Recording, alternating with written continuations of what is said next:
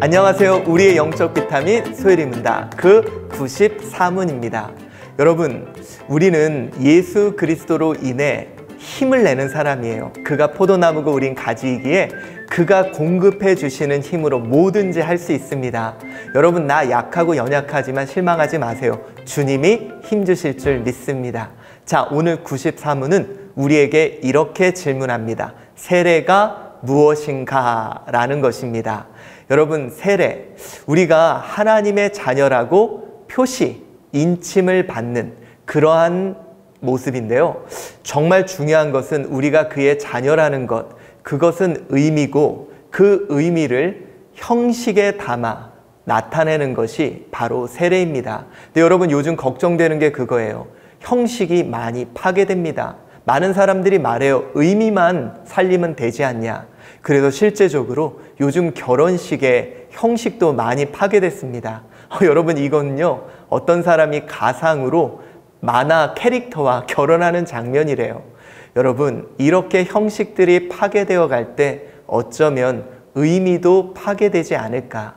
그래서 우리는 이 세례의 형식을 조금 더 살펴볼 필요가 있습니다. 자, 94문은 이렇게 얘기합니다. 세례는 물을 가지고 성부와 성자와 성령의 이름으로 씻는 성례인데, 우리가 그리스도에게 접합된가, 은약의 모든 유익에 참여한가, 주님의 사람이 되기로 약조함을 표시하여 인치는 것이다 라고 얘기를 합니다. 자, 세례는 무엇을 가지고? 물을 가지고.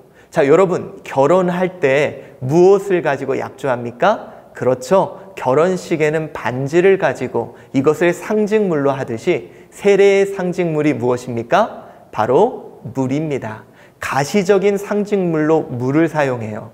사도행전 10장 47절에 이에 베드로가 이르되 이 사람들이 우리와 같이 성령을 받았으니 누가 능히 물로 세례 베품을 금하리요 하고, 바로 물이 세례의 가시적인 표현이 되는 거예요. 그런데 여러분, 진짜 의미는 무엇일까요? 바로 세례의 비가시적 요소는 피입니다.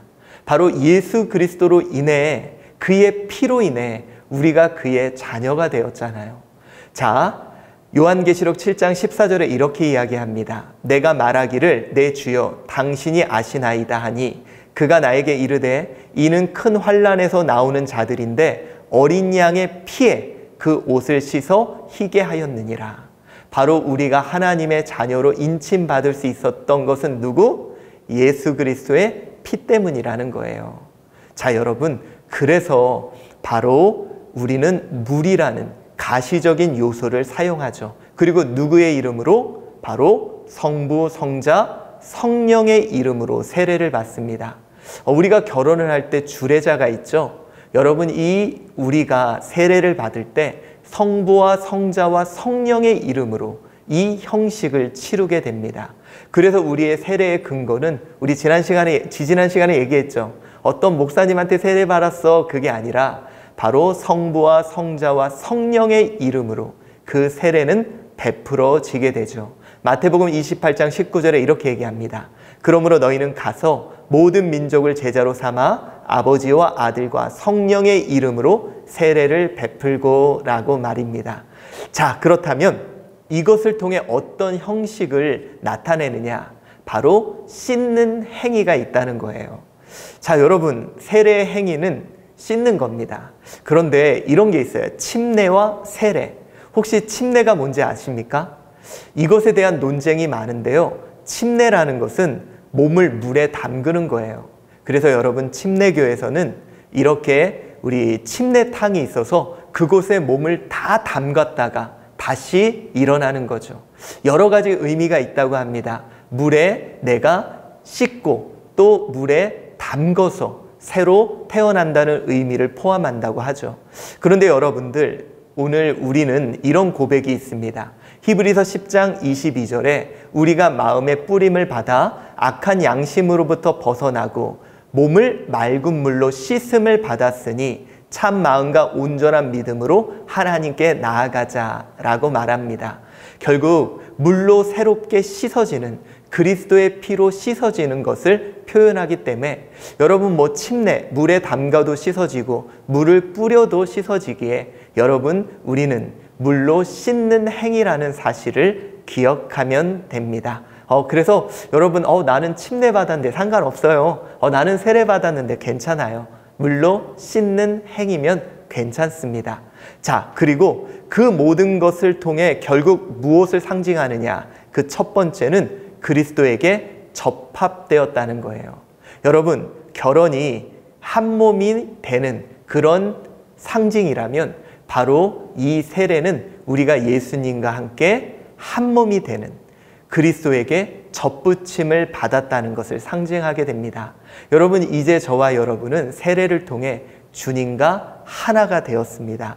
로마서 11장 17절에 또한 가지 얼마가 꺾이었는데 돌 감람나무인 내가 그들 중에 접붙임이 되어 참 감람나무 뿌리의 진액을 함께 받는 자가 되었은즉, 접붙임을 받아 이제는 하나님의 구원의 은혜를 받는 자가 되었다는 거예요. 또한 두 번째로는 언약의 모든 유익에 참여하는 자가 되었다는 거예요.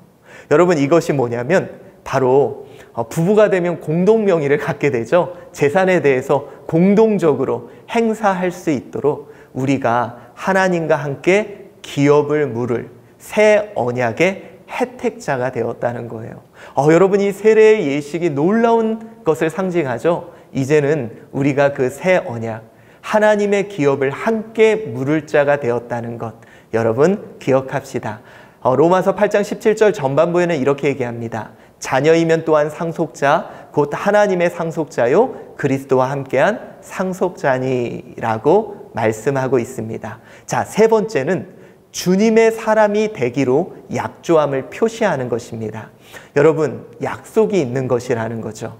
결혼식 때 우리 혼인서약 해보셨습니까? 신랑이 신부가 약속을 하죠. 그것처럼 이 세례의 예식은 이제 우리가 하나님의 사람이 되어 순종의 도구로 주님의 것이 되겠다는 약속이 그 안에 포함되어 있는, 바로 표시하여 인치는 행위라는 사실을 여러분 기억합시다. 자, 세례를 정리해 볼까요?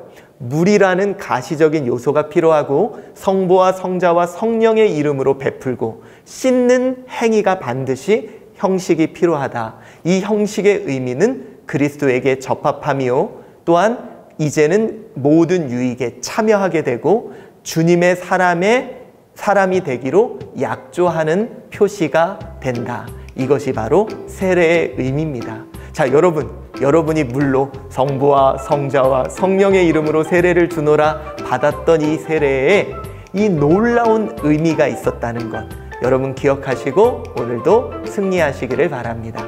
다음 시간에 다시 만나요.